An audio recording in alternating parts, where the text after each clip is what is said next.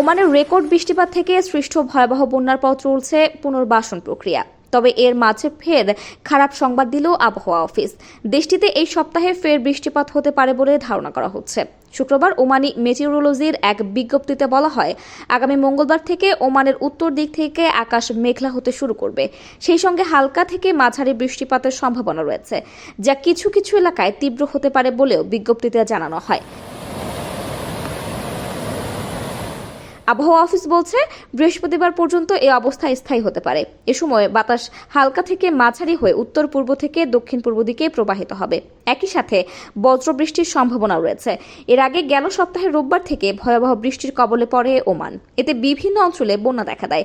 ওয়াদি পার হতে গিয়ে বাংলাদেশি সহ অন্তত 19 জনের প্রাণহানি ঘটে। এছাড়া রাস্তাঘাট ও সম্পদের ব্যাপক ক্ষয়ক্ষতি হয়। যদিও বৃহস্পতিবার থেকে অবস্থা স্বাভাবিক হতে শুরু করেছে।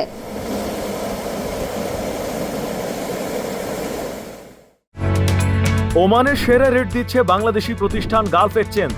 প্রিয়জনকে টাকা পাঠাতে আজই আসুন আমাদের যে কোনো ব্রাঞ্চে অথবা কল করুন স্ক্রিনে দেয়া নাম্বারে।